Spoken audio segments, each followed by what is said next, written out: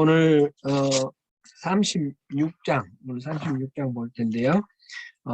1절부터 잠깐 읽어볼까요? 1절 36장 1절 유다의 요시야 왕의 아들 요야김 제4년에 여호와께로부터 예레미야에게 말씀이 임하니라. 이렇게 되어 있습니다. 요야김 4년은 BC 605년입니다. 아주 의미 있는 그런 해입니다. 그 바벨론의 왕 느부갓네살의 원년입니다. 원년. 이제 그 왕으로 올라간 그 해. 그 해 무슨 큰 사건이 있죠. 오늘 이 본문 들어가기 전에 한번 배경을 한번 생각해 보면 605년에는 큰 사건이 있습니다.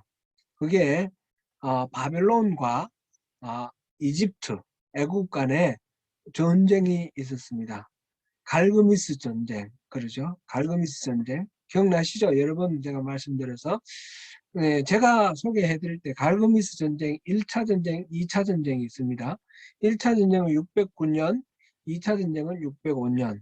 그래 1차 전쟁은 애굽이 망해가는 그 아수르를 구원하기 위해서 올라가서 바벨론과 대치하는 그런 전쟁이었는데 그때 이 아수르가 망했습니다. 이 이집트가 아수르를 지원하기 위해서 갔는데 아수르가 멸망해버리고 없었습니다. 그러니까 이 이집트와 바벨론이 전쟁을 대치만 하고 있다가 그냥 끝나고 내려온 겁니다. 그 아수르를 돕기 위해서 올라가는 이집트군을 요시야 왕이 가로막았죠. 왜냐하면 아수르는 북왕국 이스라엘도 멸망시켰고 남왕국에도 너무너무 아주 괴롭게 한 그런 나라지 않습니까? 그 나라를 바로가 이집트가 도우러 간다니까 그걸 가로막았는데 그때 요시야 왕이 죽었고요. 그때 요시야 왕이 죽은 후에 이스라엘 사람들이 여호아스를 왕으로 세웠는데 이 갈그미스에서 그 전쟁이 끝나고 난 뒤에 내려오면서 여호아스는 포로로 끌고 가버리고 친이집트의 사람을 요시야 왕의 아들 중에 이 엘리야김을 왕으로 세우면서 여호야김이라고 이름을 붙였어요. 왕 이름이 여호야김이 되었습니다. 그러니까 609년부터 여호야김이 왕이 된 거죠. 이제 그런데 605년에 다시 갈그미스 전쟁이 일어나는 겁니다. 이번에는 이집트와 바벨론이 직접 맞붙었는데 바벨론이 이집트를 완전히 멸망까지는 아니지만 전쟁에서 이겼습니다. 이겨서 이집트 저 나일강까지 진격해 들어갑니다. 그래서 이집트가 완전히 항복을 했고요. 그래서 바벨론이 이때 들어와서 예루살렘을 또 이렇게 점령을 하게 되죠. 그래서 여호야김은 친이집트인데 이 여호야김을 잡아서 바벨론으로 포로로 끌고 갔다 이렇게 되어 있습니다. 포로로 끌고 갔다 금방 돌려준 것 같아요. 여호야김 왕은 금방 돌아온 것 같고 그때의 다니엘과 여러 왕족, 귀족 자제들을 포로로 끌고 갔습니다. 이게 이제 1차 포로입니다. 근데 여호야김은 계속해서 갇혀 있는 상태가 아니고 그 자리에 와서 왕의 역할을 합니다. 그러니까 친이집트에서 친바벨론으로 이제 바뀌게 된 거죠. 바벨론에게 조공을 바치고. 근데 이 여호야김은 마음속에 계속해서 바벨론에 대해서는 반대예요. 이집트를 의지하려는 마음이 있는 거예요. 자기를 왕으로 세워준 이집트를 의지하려는 마음이 있어가지고 계속해서 바벨론에 대해서 호시탐탐 반란을 일으킵니다. 3년 동안 바벨론을 섬기다가 반란을 일으켜서 바벨론에서 1차적으로 601년에 아람과 모압과 그다음에 암몬 이 유다 주변에 있는 이민족이잖아요. 이들도 지금 다 바벨론에 정복당했는데 그 연합 군대를 파견을 해서 예루살렘을 포위를 해서 항복을 받습니다. 예, 여호야김이 그때 항복을 했습니다.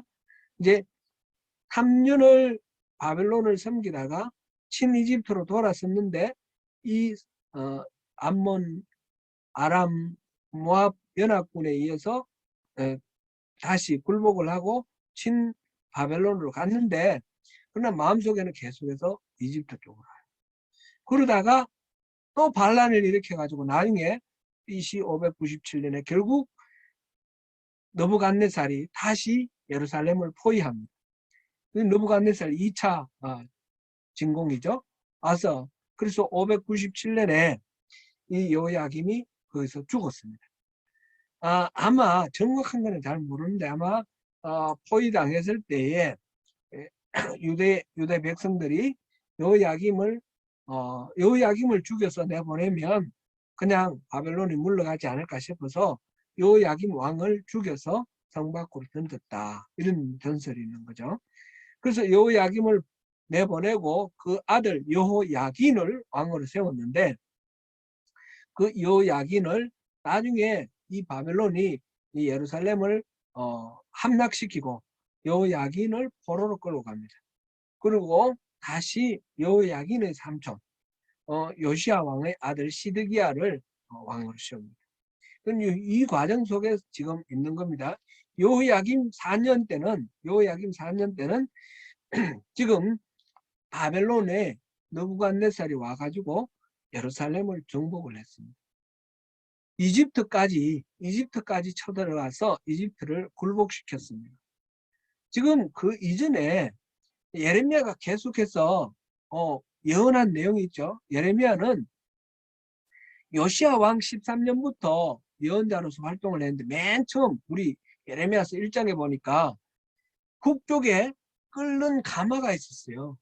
끓는 가마가 있었는데 그러니까 북쪽에 있는 어떤 세력을 통해서 이 유다를 징계하겠다 하는 하나님의 뜻을 보여주셨어요. 그 북쪽에 있는 나라가 바로 다름 아니라 바벨론이라는 것이 명확하게 밝혀졌어요. 바벨론이 와서 이집트도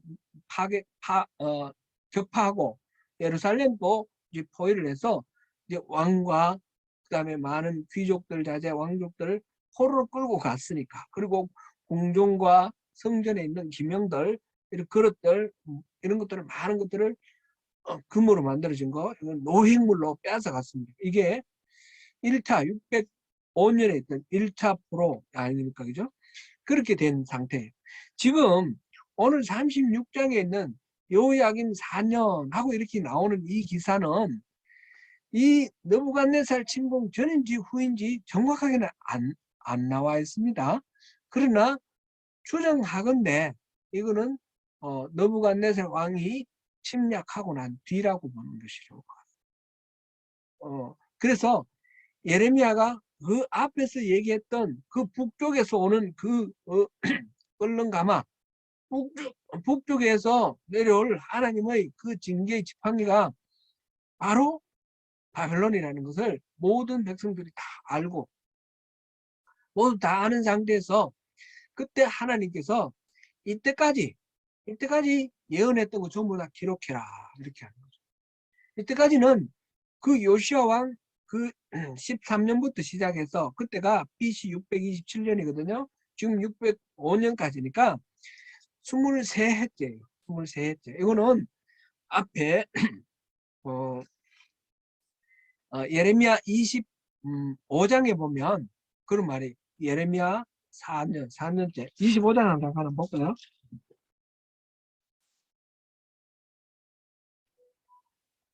25장 1절 보면 유다의 왕 요시야의 아들 여호야김 넷째 해 곧 바벨론 왕 느부갓네살 원년에 유다의 모든 백성에 관한 말씀이 예레미야에게 임하니라. 그리고 3절 유다의 왕 아몬의 아들 요시야 왕 13째 해부터 오늘까지 23년 동안 여호와의 말씀이 내게 임하기로 내가 너희에게 꾸준히 일렀으나 너희가 순종하지 아니하였느니라. 예레미야가 지금 23년 동안 예언자의 활동을 계속 해왔다는 거죠. 계속해서 하나님의 말씀을 전해요. 지금 이 여호야김 넷째가 같은 해죠. 같은 상황이에요. 그러니까 그 23년 동안 예언한 것들을 다 기록하라. 그 전에는 뭐 기록이 어떻게 뭐 부분 아마 기록되어 있겠죠. 기록되는데 이걸 일목요연하게 전부 정리를 해서 전체 모든 예언을 기록하라. 이게 이제 하나님의 말씀이에요. 그래서 바룩이라는 사람을 불러가지고 그 사람에게 예레미야가 말로 구술을 해주고 바룩이 그것을 다 기록했어요. 바룩은 네리야의 아들 바룩 그랬는데 네리야는 또 누구냐면 그 요시야 왕 때 요시야 왕이 종교개혁을 했잖아요. 종교개혁을 하다가 성전 수리하면서 그 안에서 율법책을 발견을 했는데 율법책을 발견하고 그 율법의 말씀대로 모든 것들을 개혁을 하게 됩니다. 그때 보면 제사장 이름도 나오고 그 다음에 유력자 관원으로 사반 이름이 나오고 그 다음에 시장 예루살렘의 시장이 마아세야가 나와요. 근데 이 마아세야의 아들이 네리야고 그러니까 바룩은 마아세야의 손자죠. 말하자면 유력자입니다. 아주 높은 관리, 서기관 뭐 이런 역할을 하는 그런 유력자인데 그 바룩을 불러서 이 예언을 이렇게 구술을 합니다. 결국 이 지금 남아있는 예레미야서는 바룩이 기록한 거다. 이렇게 우리가 이해합니다. 계속해서 그 다음에 계속 다시 보완하고 개정하고 해서 예레미야의 예언 전체는 다 바룩이 다 기록을 했습니다.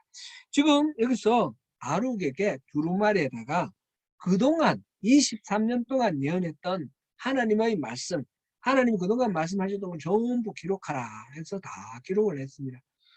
다 기록을 하고 그 다음에 기록을 했는데 아마 이게 이거를 다시 이제 백성들에게 낭독하라 그랬는데 8절에 낭독했다. 그리고 9절에 낭독한 이야기가 나오는데 여호야김 제5년 9월에 금식을 선포하고 그 다음에 낭독했다. 이래 나오거든요. 그러니까 예레미야의 이 예언을 기록한 게 거의 한 1년 정도 될 거다. 이렇게 생각됩니다. 느부갓네살이 예루살렘을 함락시킨 게 여호야김 4년 초봄이에요. 봄인데 이 9월은 요즘식으로 따지면 12월이에요. 겨울이에요. 그러니까 그 느부갓네살이 왔고 그 다음에 예레미야가 지금 하나님 말씀 듣고 이 기록하기 시작했고 그래서 한 1년이나 1년 반 정도 가깝게 이렇게 기록해 가지고 그게 23년 동안 예언한 거니까 많지 않겠습니까? 두루마리는 파피루스나 오늘 같은 이런 종이는 없으니까 그때는 파피루스를 이렇게 두루마리를 만들었거나 그런데 파피루스를 두루마리로 말면 다 부서지거든요. 그래서 아마 양피지일 거라 이렇게 생각됩니다. 옛날 두루마리는. 그 양피지 두루마리로 폭으로 한 30내지 한 50cm 되는 이런 폭으로 길이로 쭉 이렇게 해가지고 뭐 10m, 20m 이렇게 있는데 양의 가죽을 말려가지고 이렇게 했는데 그러니까 이 비용도 많이 들었겠죠. 시간도 많이 들었고 그렇게 양피지가 여간 고급스러운 그런 게 아닌데 거기다가 하나님 말씀이니까 꼼꼼하게 주의 깊게 잘 이렇게 기록을 했습니다. 다 기록을 해가지고 그 다음에 그것을 백성들에게 이제 낭독을 합니다. 그때에 금식을 선포를 하고 하나님 말씀을 지금 선포하는 거니까 금식을 하고 그 다음에 바룩이 여호와의 성전 윗뜰 곧 여호와의 성전에 있는 세문 어귀 곁에 있는 사반의 아들 서기관 금마리아의 방에서 그 책에 기록된 예레미야의 말을 모든 백성에게 낭독하니라. 사반이 앞에서 요시아와 함께 개혁했던 그 사반입니다. 그 사반의 아들이 그마랴가 나옵니다. 사반의 아들은 또 한 사람 있었어요. 아히감이 나왔는데, 아히감은 이 26장에서 보면 26장이 말하자면 성전 설교의 배경이라 그랬죠. 성전 앞에 서서 예레미야가 이 집이 여호와의 집 전이라, 여호와의 전이라, 여호와의 전이라 할 말을, 거짓말을 믿지 말라 그랬습니다. 그 명절에 온 세계에서 몰려온 디아스포라 그 순례객들 앞에서 이게 성전 아니다, 이건 가짜다. 왜냐하면 하나님이 떠나가셨으니까, 하나님 이곳에 계시지 아니하시니까 이거는 이제 성전 아니다, 이렇게 말했어요. 그렇게 말하니까 그걸 가만두지 않죠. 그래서 사람들이 막 이 예레미야를 죽이려고, 그때 막 죽이려고 하니까 백성들이 살려줬습니다. 피해가서 이렇게 숨겨주고 하는데, 그때 예레미야를 숨겨서 목숨을 살려준 사람이 아히감이에요. 아히감. 그 사반의 아들 아히감이고, 지금 그 동생인지 형인지 그마랴예요. 그마랴가 제사장입니다. 제사장인데 성전 옆에 있는 그 방이 있는데, 그 방이 윗도 있고 세문이 있다 그랬습니다. 성전 안에서 지금 이제 하나님의 말씀, 여호와 예레미야에게 주신 여호와의 말씀을 읽으면 성전 바깥 윗뜰에 있는 그 넓은 뜰에서 사람들이 확 몰려와 가지고 그 이야기를 듣는 거예요. 제가 어릴 때에 처음 텔레비전 나왔을 때 초등학교, 우리 국민학교에 선생님 숙직실에 텔레비전이 들어왔어요. 그래서 우리 그 학교 다니는 학생들이 6개 동네 6개부락 아이들이 전부 텔레비전 보러 학교를 갑니다. 그러면 숙직실 벽에다가 구멍을 뚫어 가지고 그 위에다가 텔레비전을 걸어 가지고 마당에서 보는 거예요. 마당에서 운동장에서 숙직실 바깥 운동장에서 앉아가지고 텔레비전, 이제 그런 게 이제 생각이 나는데, 성전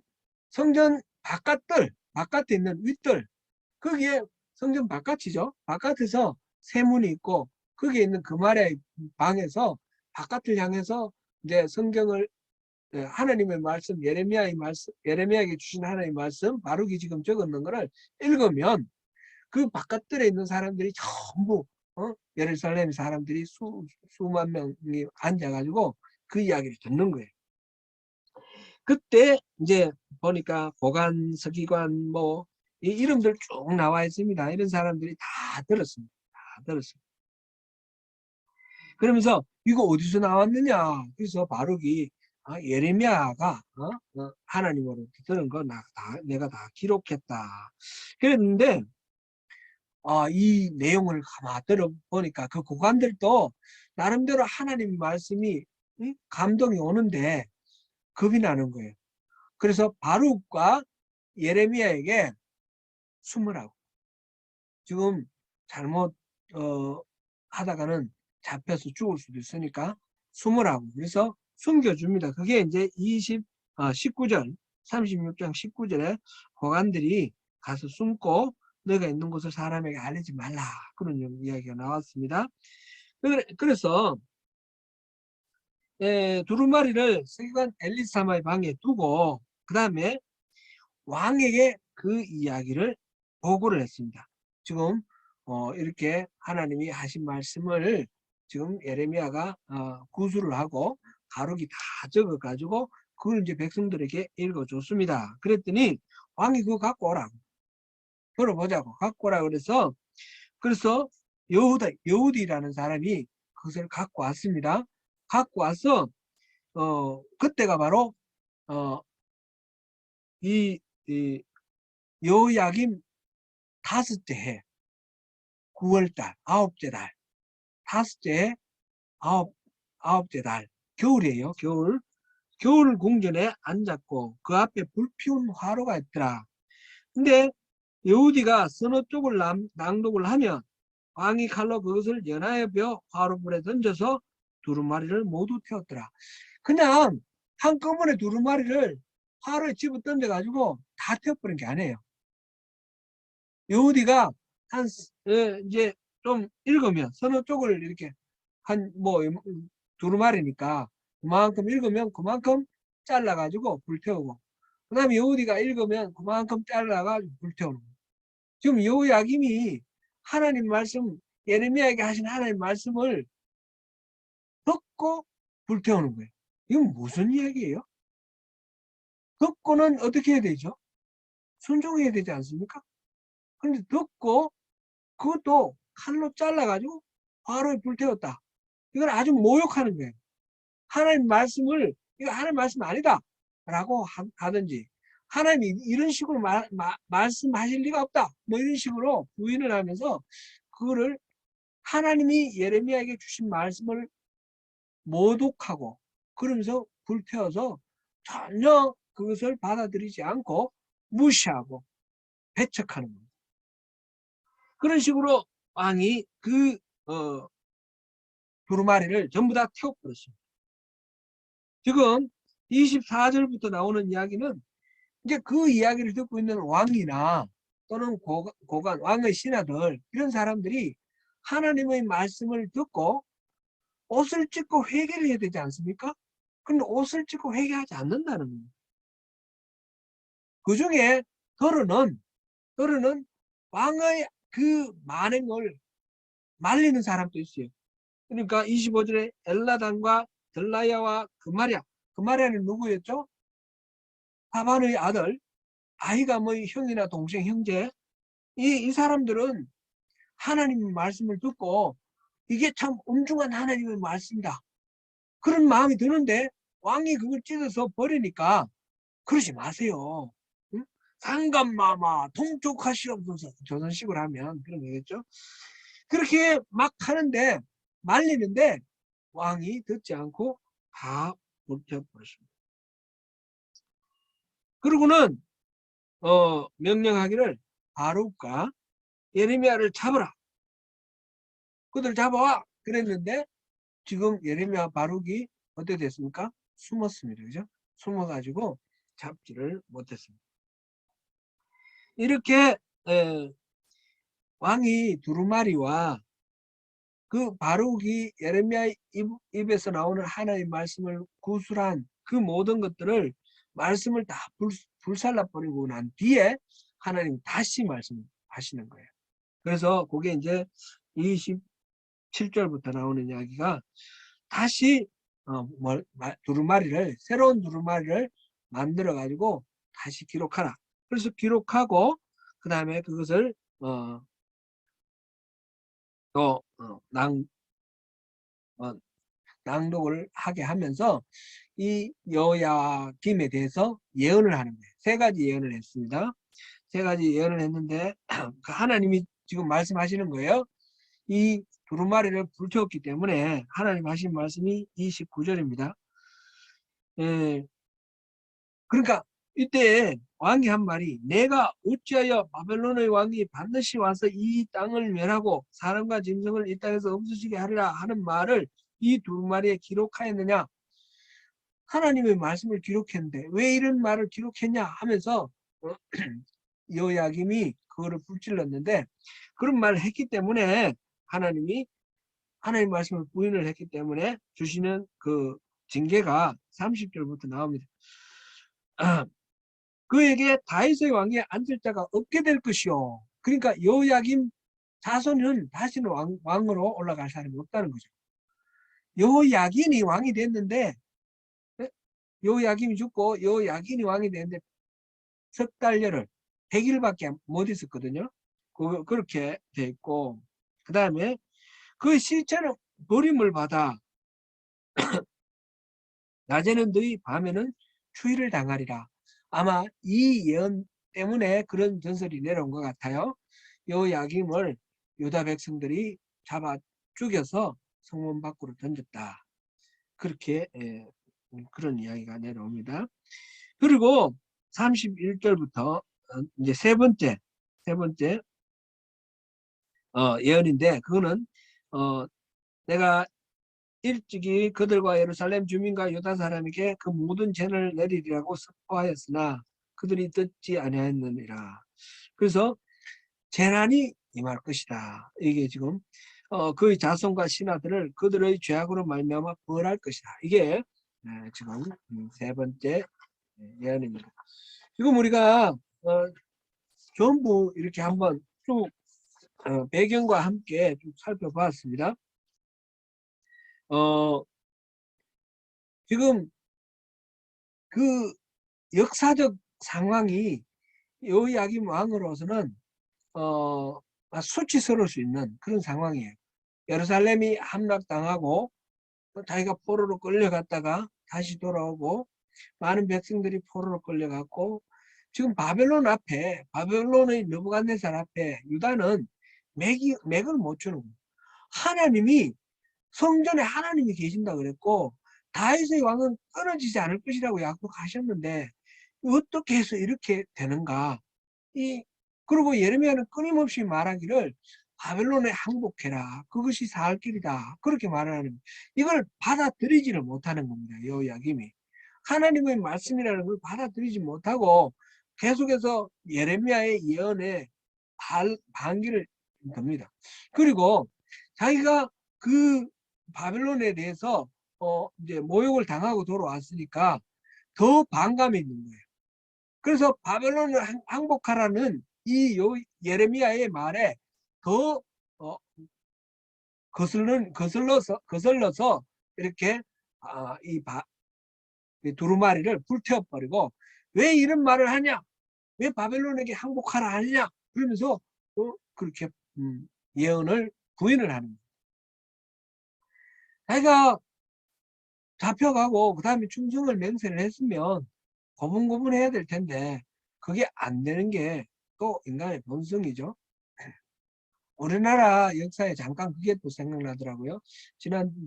지난주도 제가 우리나라 역사 잠깐 말씀드렸는데 조선시대에 이 병자호란, 종묘호란 해가지고 그 청나라에 우리 조선이 항복했잖아요.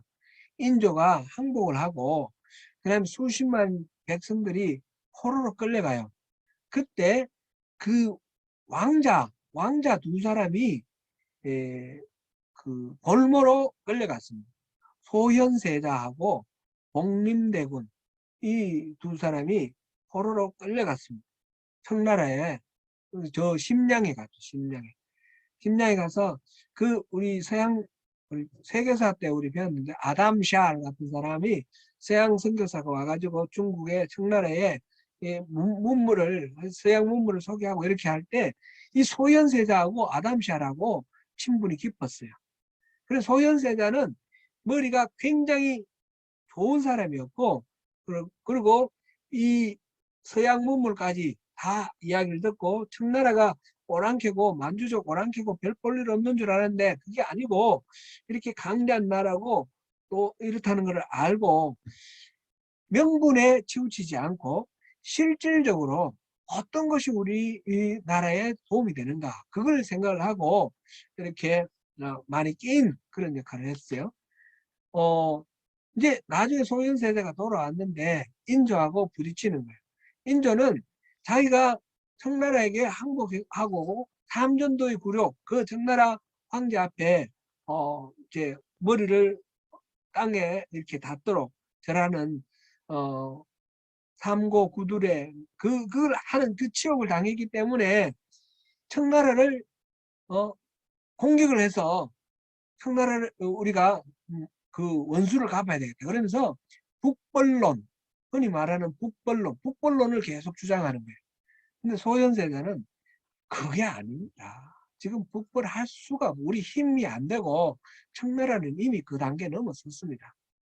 그렇게 하지 말고 실질적으로 교류를 하면서 우리 도움이 되도록 하자. 그랬는데 인조가 소현세자를 죽여버렸어요. 이거는 뭐 정확하게 나타나는 건 아닌데 정황상 소현세자를 죽여버린 것 같아요. 그리고는 둘째 아들 복림대군을 그다음에 세자로 삼고 나중에 복림대군이 효종 이제 임금이 되는데 근데 계속해서 이 인조나 복림대군도 북벌론을 계속 주장을 하는데 이 청나라에게 망했으면 항복을 했으면 그 다음 청나라를 자극하지 않도록 하고 그래야지 나라가 안전이 보존되는데 청나라가 워낙 강하니까. 그런데 명분론에 우리가 청나라 오랑캐한테 굴복한 게 너무 부끄럽다 그러면서 그걸 계속 복수하려고 하는 거예요. 지금 유다가 똑같다는 생각이 드는 거예요. 제가 보니까 조선시대 그 북벌론하고 똑같구나. 여야김이 그 느부갓네살한테 항복을 했는데 느부갓네살은 사실상 그 당시 인도부터 시작해서 이집트까지 정복한 그 세계 최고의 강국이에요. 최고의 강국인데 자기가 당한 굴욕 때문에 그 굴욕을 분해하면서 계속해서 느부갓네살에게 반항하고 다시 되들고 그러다가 또 공격당하고 이 여야김이 사실상 4번 공격을 당하거든요. 첫 번째 그 609년이고 그 다음에 605년에 2번째고 그 다음에 601년에 3번째고 그 다음에 597년에 4번째예요. 그렇게 왜 공격당합니까? 계속해서 자기가 느부갓네살에게 반항을 했기 때문에 반항하니까 또 당하고 그런데 그런 지금 받아들이기가 어려운 현실을 인정하기가 어려운 그런 요야김의 그 심리입니다. 근데 하나님의 계획이 뭡니까? 하나님의 계획은 지금 이 유다가 혼이 나고 이제 이민족의 침략을 받아서 한번 이 하나님의 징계를 통해서 자기 자신들이 뭘 잘못했는지 왜 나라가 망하고 왜 포로로 끌려가서 이렇게 고통을 겪어야 하는지 그 이유를 생각을 하고 진정으로 회개를 하고 다시 새롭게 시작하라.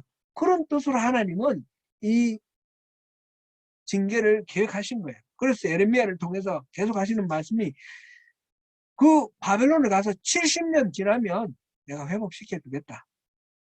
그러니까 그곳에 가서 자꾸 금방 돌아온다 2년 만에 돌아온다 3년 만에 돌아온다 그런 말 듣지 말고 표를 잡고 잘 살아라는 거죠. 그곳에 집도 짓고 농사도 짓고 잘 살아라 그랬어요. 그렇다고 해서 끝장난 건 아닙니다. 끝장난 건 아니고 예레미야에게 사촌으로부터 이 땅도 토지를 사라 그랬지 않습니까? 다시 회복시켜 주겠다는 약속도 같이 하는 거죠. 그러면서 철저한 회개를 하라 그랬습니다. 사실상 그 히스기야의 아들 므낫세 때 므낫세가 너무너무 우상 숭배를 심각하게 해가지고 망하게 하려고 하나님 생각하셨는데 므낫세가 마지막에 회개를 했기 때문에 유예를 시켜준 거예요. 잠깐 밀어놓은 거예요. 잠깐 밀어놨는데 요시야 왕이 철저하게 회개를 하고 돌이킴으로써 하나님이 그 심판을 요시야 왕처럼만 하면 심판 안 해도 되는 거죠. 그런데 그 다음에 이 요야김, 시드기야 계속해서 하나님의 그 기대를 저버리고 계속해서 우상을 숭배함으로써 결국 망하게 되는 겁니다. 이 과정 속에서 요야김이 어떻게 했는가? 하나님의 말씀에 대해서 어떻게 반응하는가? 이거를 우리 한번 보면 이 하나님 말씀을 낭독을 하고 그랬을 때 이제 반응이 3가지가 나오거든요. 3가지. 여야김은 우리가 앞에서 보았듯이 그 두루마리를 듣고 서너 페이지를 듣고 찢어서 버렸다 그랬습니다. 화로에 던졌다 그랬습니다. 그런 식으로 하나님의 말씀을 하나하나 부인을 했어요. 뭉뚱거려서 듣기 싫어 해가지고 화로에 집어 던진 게 아니고 낭독해라. 여우디가 낭독하면 찢어서 버리고 낭독하면 찢어서 버리고 이런 식으로 하나님한테 폐역을 한 겁니다. 그렇게 폐역한 이 요야김이 있고 그 다음에 고관들은 보니까 두려워했습니다. 하나님의 말씀에 두려워했습니다. 하나님 우리를 이렇게 징계를 내리시고 두려워하고 예레미야와 바룩을 숨겨주기도 합니다. 그러나 두려워하기만 하고 참된 회개로 들어가지 않는 겁니다. 왜 그렇습니까? 여호야김 왕의 기세가 등등하니까.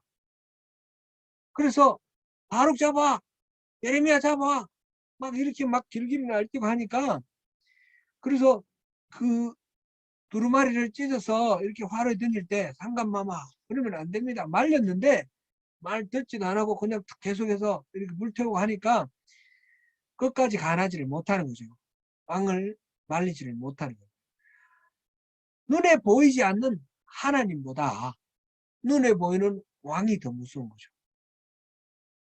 하나님의 말씀이 두렵긴 두렵지만 당장 눈앞에 왕이, 권력을 가진 왕이, 창검을 들고 있는 이 왕이 두려우니까 하나님의 말씀에 순복하지 못하고 이 왕 앞에 굴복하는 겁니다.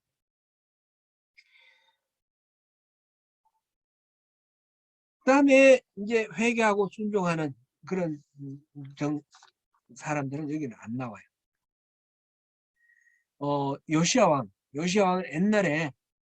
옛날에 요시야 왕은 성전에서 하나님의 말씀을 만나고, 그때는 아마 신명기일 거라고 그럽니다. 예레미야가 계속해서 인용하는 게 신명기 말씀이에요. 그 요시야 왕 때 성전 정비하다가 발견한 그 율법책, 그 신명기, 그걸 보고 예레미야도 하나님의 뜻이 이거다. 그걸 돌이키자. 하나님과 관계를 회복하자. 이걸 계속해서 이야기를 했던 거고요. 우리가 하나님 말씀을 어떻게 대하는지 한번 생각해 볼 필요가 있습니다. 하나님 말씀이 다 지당한 말씀이다. 하나님 말씀 옳습니다. 그렇게 말하는 것은 쉽습니다. 우리 성경을 읽고 감동을 받고, 참 하나님 뜻이 이거구나. 우리 이렇게 살아야지. 그까지는 쉬운데 우리 현실과 맞닥뜨렸을 때 현실적인 필요, 현실적인 어떤 불편함, 현실적인 어떤 손해, 이게 우리 눈앞에 있는 이 현실이 하나님의 말씀, 그것의 의미로움보다 이게 더 겁나는 거예요. 그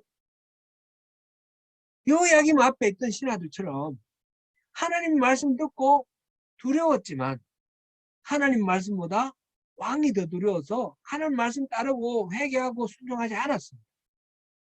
우리가 아무리 하나님 말씀을 마음으로 공감하더라도 현실적인 이 우리 상황이라든지 뭐 이런 어려움, 이것 때문에 하나님 말씀을 순종하지 못한다면 여호야김 앞에 있는 그 신하들하고 무슨 차이가 있겠습니까?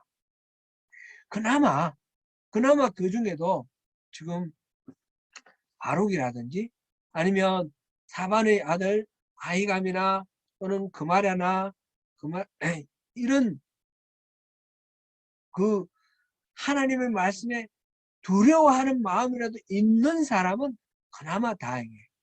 다른 사람들은 왕의 서슬프른 그 기세에 눌려서 하나님 말씀에 대해서 별로 관심을 갖지 않고 회개하지 않고, 그래서 모두들 징계를 당합니다. 사랑하는 성도 여러분, 우리가 성경 말씀을 어떻게 대해야 되겠습니까?